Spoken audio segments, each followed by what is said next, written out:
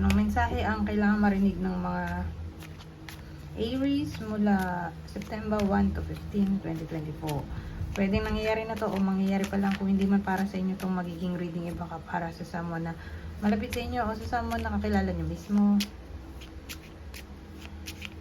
Baka may lumabas na gender mamaya, gawin nyo na lang energy, masculine at feminine energy. Pwede rin naman na wag nyo lang pansinin yung gender. Hindi ko alam kung anong lalabas. Kung positive ba o negative ang magiging reading. Depende sa mapipick up kong energy. Kung hindi mag-resonate sa inyo to, di i-adjust nyo na ang video at hanapin nyo to. Kung hindi pa rin, di dito na. Okay?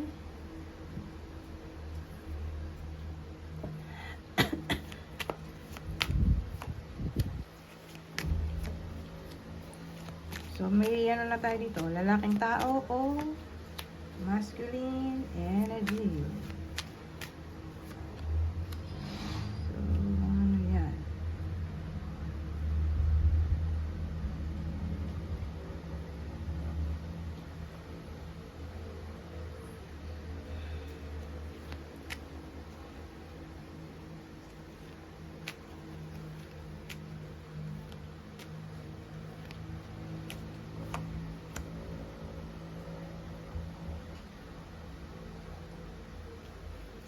Wait lang. Kasi parang ano eh.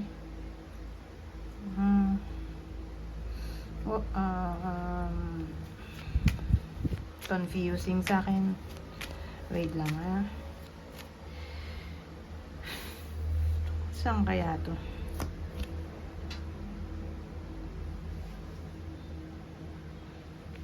Bira lang magdagdag. Usually, apat lang talaga.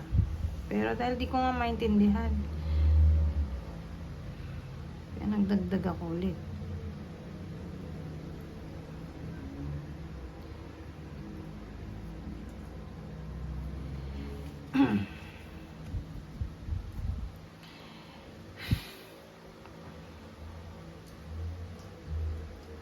So, sa case na to, ang bida nga lalaki, diba? So, yung lalaki, kunin nyo lang yung info na sa tingin nyo ay fit sa sitwasyon nyo o sa kakilala nyo o sa person nyo mismo, ha? Kasi i-describe ko para malaman nyo kung para sa inyo ba to o baka kayo mismo to o hindi. O kilala nyo ba to o hindi. Basta yung lalaki dito o masculine energy. May ubo nga pala ko, pasensya na. Pagpasensyahan nyo na, minsan nga nagkakasakit. Ganun talaga ang buhay. So, yung lalaki ay kasal.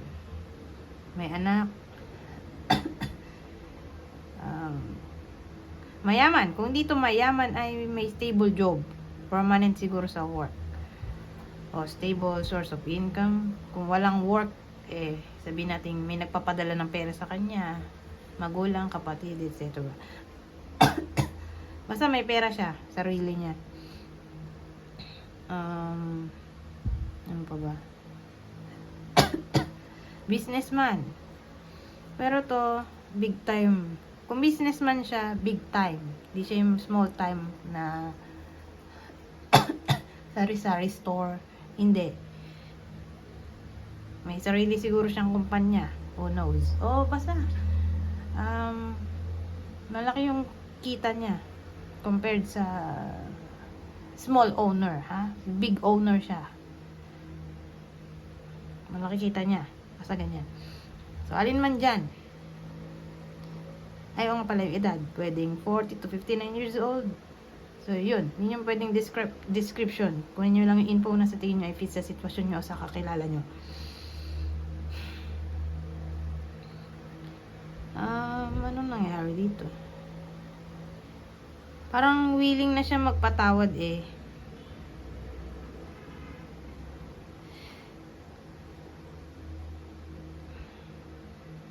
Nag-release na siya ng sama ng loob. So, iniisip ko, ano nangyari sa mga to? Itong dalawang card, Parang napahiya siguro siya eh. Pinahiya siya siguro. So, inisip ko, saan kaya yun? Relasyon ba yan?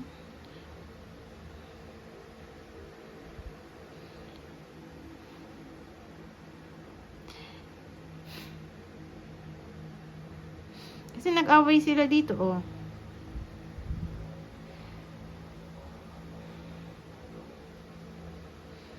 Dito parang wala nang care. Medyo pitin pa rin eh. Ano kaya to? Sa relasyon? O ano ba to? Kapitbahay lang ba? Katrabaho? Kaibigan? Gusto may nakaaway siya pero nasa process na siya ng pag-move on. Parang ito. Nag-heal na siya, nagre-recover. Nag-let go na siya nung pinaka-stressan niya. Ano kaya yun? Ito, yung sinabi dito,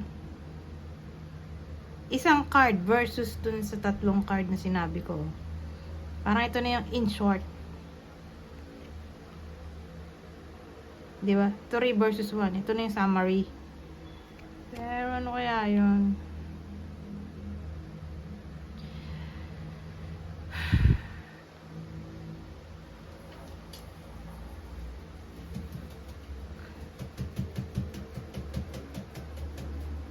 Wala pa rin tayong idea. Ay, option.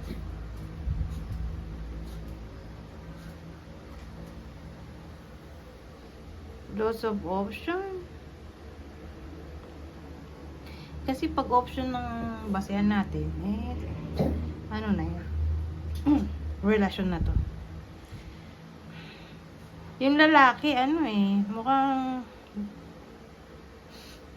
nag-away sila ng jowa niya. Anong pinagawa yan? Option.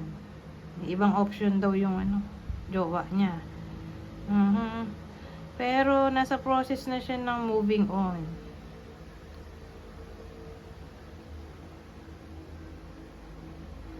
Nagpapatawad na siya. Gusto niya na mag-recover. Gusto niya na i-let go ang sama ng loob niya. Ang lahat ng stress niya, kinatatakutan.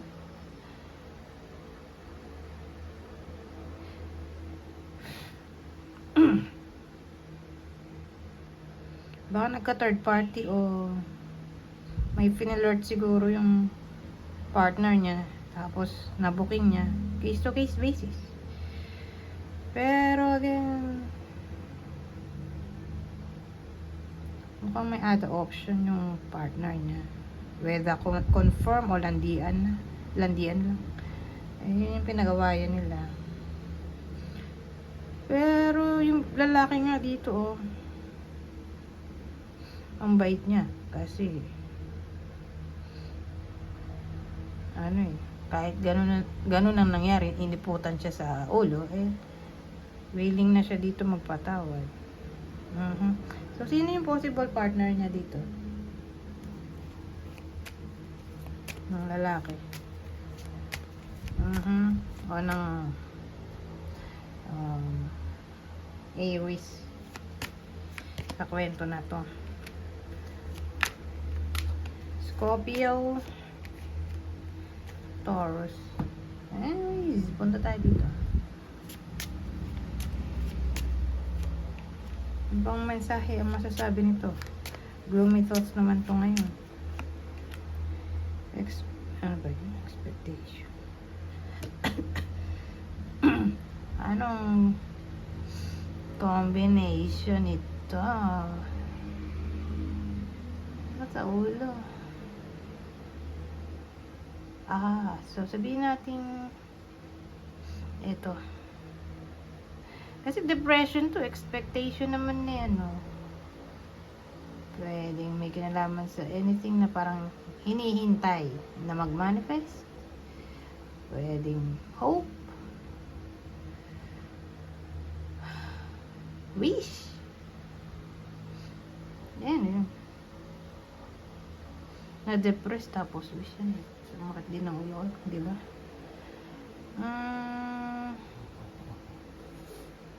O sabihin natin na-disappoint yung iba sa inyo for some reason. Na para bang may pag-asa pa dito.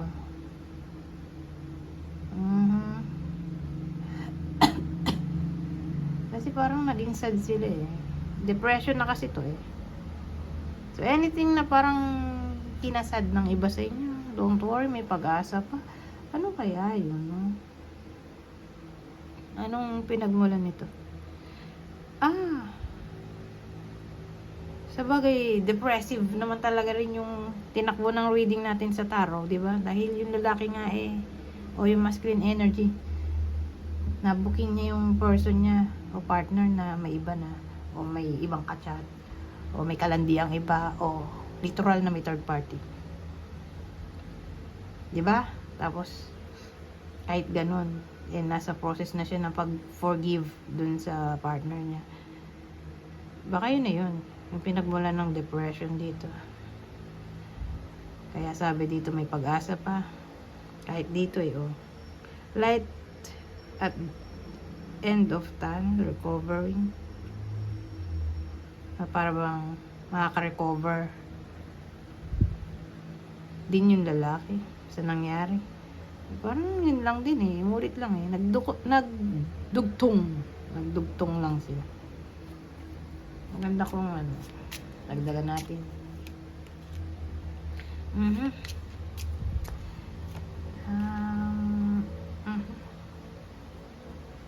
Well, lalaki na naman oh. Dugtong pa rin yata to eh. Lalaki. Yung bida kasi natin nagmula dito oh, lalaki. Hanggang dito lalaki pa rin. Iisa lang yung kwento dito. Siya pa rin siguro to. Kasi usually ano eh, iba-ibang energy yung napipick up ko. Bihira lang yung nagdudugtong. Eh ito kasi mukhang ano, nagdugtong. Pero sa case na to,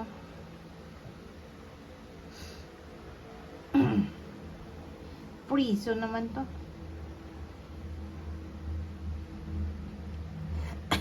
Eto siya. Pag kasi prison, di ba, kulungan. Parang nasa hawla. Hindi ka na makagalaw ng maayos. Wala kang freedom.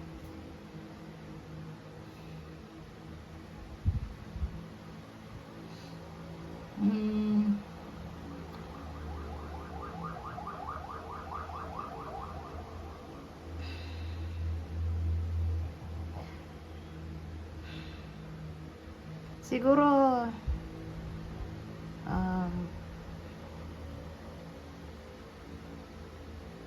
di ba madedepress yung lalaki? Kung magkarugtong sila lahat, eh ganito ang mangyayari.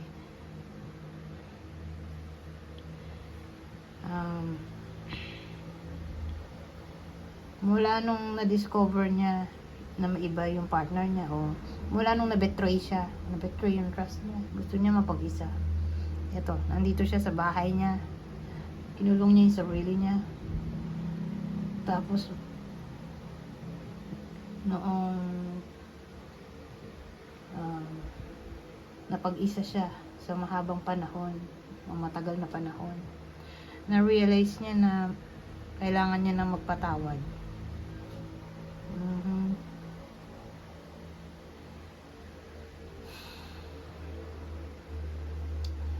Yun lang naisip ko eh, para mapagdugtong-dugtong sila. Anyways,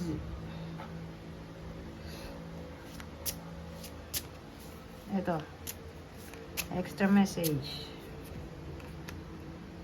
letting go. Renew ba?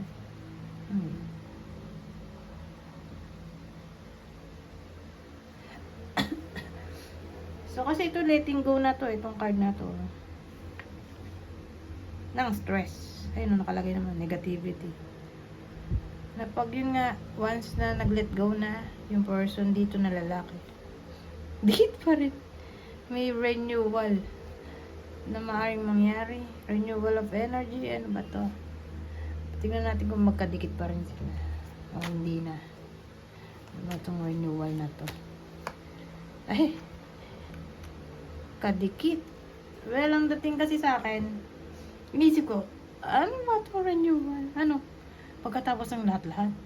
At, pinatawad niya, di ba? So sa isip ko, ano, magkabalikan ba sila ulit sa kabila na nangyari? Ang dami kong naisip, kaya bumunot ako ng card. Well, ang dating sa akin, sige, go. Magpatawad siya. Pero sa tindi ng pangyayari, yung renewal dito, renewal ng love. Hindi na yung isang tao, yung kinukwento dito, yung person niya, kundi ibang tao na. Na once na mag-let go siya, may darating na someone new. So, mukhang nagtuloy-tuloy lang talaga ang kwento. Sad to say, para sa iba sa inyo na hindi makarelate. Pero marami naman ako na-upload na mga video. So, baka dun na sila makarelate yung iba sa inyo. Naging ano na to, collective reading na. Kasi nagdudugtong yung ano. Sabagay, collective reading naman lahat. Ibig sabihin,